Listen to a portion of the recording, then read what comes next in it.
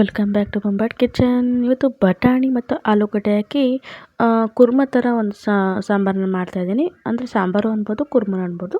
ತುಂಬ ಚೆನ್ನಾಗಿರುತ್ತೆ ನೋಡಿ. ಬಟಾಣಿ ಮತ್ತು ಆಲೂಗಡ್ಡೆ ಎರಡನ್ನೂ ಕುಕ್ಕರಲ್ಲಿ ಹಾಕಿಬಿಟ್ಟು ಸ್ವಲ್ಪ ನೀರು ಹಾಕಿ ಉಪ್ಪು ಹಾಕಿ ಒಂದು 3 ವಿಸಲ್ ಬೇಯಿಸ್ಕೊಂಬರ್ತೀನಿ ನಾನು.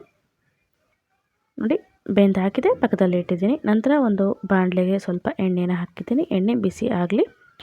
ಎಣ್ಣೆ ಬಿಸಿ ಆದಮೇಲೆ ಇದಕ್ಕೆ ನಾನು 2ರಿಂದ 3 ಮೀಡಿಯಮ್ ಗಾತ್ರದ ಈರುಳ್ಳಿನ ಕಟ್ ಮಾಡಿಟ್ಕೊಂಡಿದ್ದೀನಿ. ಇನ್ನು ಸಣ್ಣದೇ ಮಾಡಬೇಕು, ದೊಡ್ಡದೇ ಮಾಡಬೇಕು ಅಂತಿಲ್ಲ. ಇದನ್ನು ರುಬ್ಬೋದಾಗಿರೋದ್ರಿಂದ ಮೀಡಿಯಮಾಗಿ ಮಾಡಿಕೊಂಡ್ರೆ ಸಾಕು. ನೋಡಿ ಈಗ ಇದು ಚೆನ್ನಾಗಿ ಫ್ರೈ ಆಗಬೇಕೀಗ. ತುಂಬ ಚೆನ್ನಾಗಿರುತ್ತೆ. ಪೂರಿ ಜೊತೆ ಅಂತೂ ತುಂಬ ಸೂಪರಾಗಿ, ಪೂರಿ ಜೊತೆ ಆಗಲಿ ಮತ್ತು ಚಪಾತಿ ಜೊತೆ, ರೊಟ್ಟಿ ಜೊತೆ, ಅನ್ನ ಜೊತೆ ತುಂಬ ಚೆನ್ನಾಗಿರುತ್ತೆ. ನೋಡಿ ಸ್ವಲ್ಪ ಫ್ರೈ ಆಗಿದೆ. ಈಗ 1 ಸ್ಪೂನಷ್ಟು ಇದಕ್ಕೆ ಶುಂಠಿ ಬೆಳ್ಳುಳ್ಳಿ ಪೇಸ್ಟ್ನ ಹಾಕಿದ್ದೀನಿ. ಶುಂಠಿ ಬೆಳ್ಳುಳ್ಳಿ ಪೇಸ್ಟ್ನ ಹಾಕಿ ಸ್ವಲ್ಪ ಫ್ರೈ ಮಾಡ್ಕೊಳ್ಳೋಣ.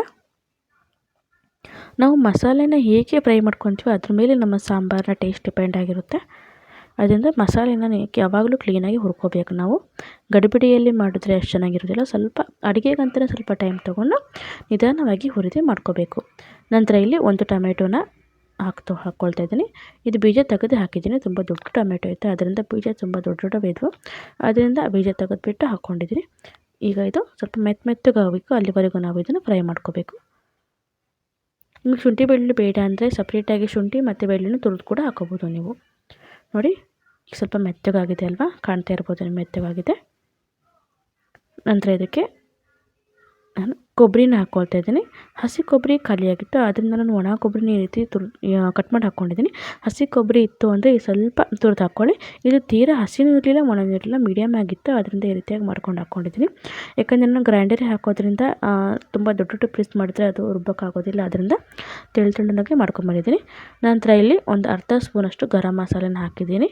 1/4 ಸ್ಪೂನಷ್ಟು ಅರಿಶಿನ ಹಾಕಿದ್ದೀನಿ.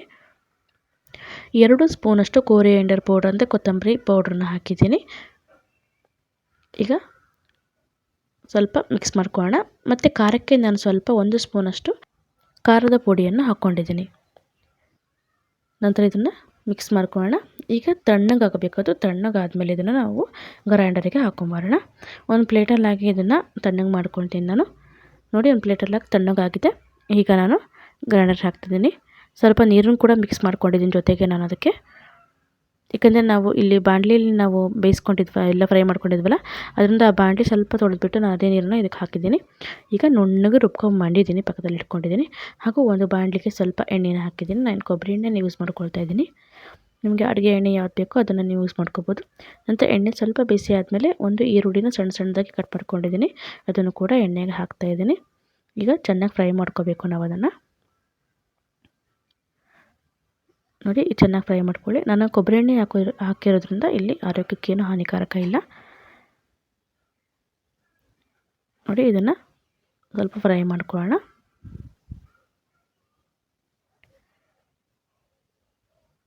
ಚೆನ್ನಾಗಿ ಫ್ರೈ ಆದಮೇಲೆ ಇದಕ್ಕೆ ನಾವು ರುಬ್ಬಿರ್ಕೊಂಡು ಅಥವಾ ಮಸಾಲೆನ ಅದನ್ನು ಹಾಕಬೇಕಾಗುತ್ತೆ. ನೋಡಿ ರುಬ್ಬಿರುವಂಥ ಮಸಾಲೆನ ತೊಗೊಂಡಿದ್ದೀನಿ. ಎಷ್ಟು ನುಣ್ಣಗೆ ರುಬ್ಕೊಂಡಿದ್ದೆ ನೋಡಿ, ಗ್ರೈಂಡರಲ್ಲಿ ಹಾಕಿರೋದ್ರಿಂದ. ಮಿಕ್ಸಿಯಲ್ಲಿ ಈ ರೀತಿ ಟೇಸ್ಟ್ ಬರೋದಿಲ್ಲ ಮತ್ತು ಈ ರೀತಿ ನುಣ್ಣಗೆ ಆಗೋದಿಲ್ಲ. ಯಾಕಂದರೆ ಮಿಕ್ಸಿಯಲ್ಲಿ ರುಬ್ತಾ ಏನಾಗುತ್ತೆ, ಮಸಾಲೆ ಬಿಸಿ ಆಗಿಬಿಡುತ್ತೆ. ಅದರಿಂದ ಗ್ರೈಂಡರಲ್ಲಿ ತುಂಬ ಚೆನ್ನಾಗಿ ಟೇಸ್ಟ್ ಕೊಡುತ್ತೆ. ಮೊದಲಿನ ಕಾಲದಲ್ಲಿ ರುಬ್ಬೋ ಕಲ್ಲಿಂದ ರುಬ್ತಿದ್ರಲ್ಲ, ಅದೇ ಒಂದು ಟೇಸ್ಟ್ ಕೊಡುತ್ತೆ ಗ್ರೈಂಡರಲ್ಲಿ. ನೋಡಿ ಎಲ್ಲ ಮಸಾಲೆನೂ ಹಾಕ್ಕೊಂಡಿದ್ದೀನಿ. ನೀರು ಬೇಕು ಅಂದರೆ ಸ್ವಲ್ಪ ಮಿಕ್ಸ್ ಮಾಡ್ಕೋಬೋದು. ನಿಮಗೆ ಗಟ್ಟಿನೂ ಬೇಕು ಅಂದರೆ ಇಷ್ಟ ಇದ್ದರೆ ಪರವಾಗಿಲ್ಲ. ಮತ್ತು ನೆನಪಿರಲಿ, ನಾವು ಅಂದರೆ ಆಲೂಗಡ್ಡೆ ಮತ್ತು ಬಟಾಣಿನ ಬೇಯಿಸ್ಕೊಳ್ಳೋಕ್ಕೂ ಕೂಡ ನೀರು ಹಾಕಿದ್ವಿ, ಆ ನೀರು ಕೂಡ ಇದೆ. ಹೀಗೆ ನೀವು ಒಂದೇ ಸರಿ ನೆನಪಿಲ್ಲದೆ ನೀರನ್ನು ಹಾಕ್ಕೊಬಿಟ್ಟಿರೋ ಹುಷಾರು. ನೋಡಿ ಸ್ವಲ್ಪ ಗಟ್ಟಿ ಇದೆ ಅಲ್ವಾ. ಈಗ ಸ್ವಲ್ಪ ಉಪ್ಪನ್ನು ನಾನು ಹಾಕ್ತಾಯಿದ್ದೀನಿ. ನೋಡಿ ಕಲ್ಲುಪ್ಪನ್ನ ಯೂಸ್ ಮಾಡ್ಕೊಳ್ತಾ ಇದ್ದೀನಿ. ಉಪ್ಪನ್ನ ಹಾಕ್ಬಿಟ್ಟು ಒಂದ್ಸರಿ ಮಿಕ್ಸ್ ಮಾಡ್ಕೊಳ್ಳೋಣ ನಾವಿಲ್ಲಿ.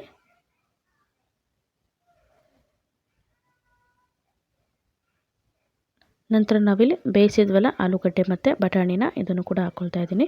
ನೋಡಿ ಇದರಲ್ಲೂ ಕೂಡ ಸ್ವಲ್ಪ ನೀರಿರುತ್ತೆ, ಅದಂತ ಹೇಳಿದ್ದು ನಾನು, ನೀರನ್ನ ಒಂದೇ ಸರಿ ಹಾಕ್ಕೋಬೇಡಿ ಅಂತ. ನಾನು ಫಸ್ಟು ಆಲೂಗಡ್ಡೆ ಮತ್ತು ಬಟಾಣಿನ ಅಷ್ಟೇ ಹಾಕ್ಕೊಳ್ತಾ ಇದ್ದೀನಿ. ಮಿಕ್ಸ್ ಮಾಡ್ಕೊಂಡು ನೋಡ್ಕೊಳ್ಳೋಣ ನಾವು, ನಮಗೆ ಸಾಕಾ ಅಥವಾ ನೀರಿನ ಸ್ವಲ್ಪ ಬೇಕಾಗುತ್ತಾ ಅಂತ. ನೋಡಿ ಸ್ವಲ್ಪನೇ ಇರುತ್ತೆ, ಅದನ್ನು ಹಾಕ್ಕೊಂಡು ಈಗ ಮತ್ತೆ ನೀರು ಹಾಕೋಕೆ ಹೋಗ್ಬೇಡಿ. ಒಂದ್ಸರಿ ಮಿಕ್ಸ್ ಮಾಡ್ಕೊಳ್ಳಿ, ಬೇಕು ಅನಿಸಿದ್ರೆ ನೀರು ಹಾಕ್ಕೊಳ್ಳಿ. ಯಾಕೆಂದರೆ ಬರ್ತಾ ಬರ್ತಾ ಮತ್ತೆ ಅದು ತಿಕ್ನೆಸ್ ಕೊಡ್ತಾ ಹೋಗುತ್ತೆ, ಅದರಿಂದ ನೋಡಿಕೊಂಡು ಹಾಕ್ಕೊಳ್ಳಿ. ನೋಡಿ ನನಗೆ ಸ್ವಲ್ಪ ಗಟ್ಟಿ ಅನ್ನಿಸ್ತು, ಸ್ವಲ್ಪ ನೀರನ್ನು ಹಾಕ್ತೀನಿ ನಾನು. ಸ್ವಲ್ಪ ಮಿಕ್ಸ್ ಮಾಡ್ಕೊಳ್ಳೋಣ. ನೋಡಿ ಈಗ ಚೆನ್ನಾಗಿ ಕುದಿ ಬರ್ತಾ ಇದೆ ಅಲ್ವಾ.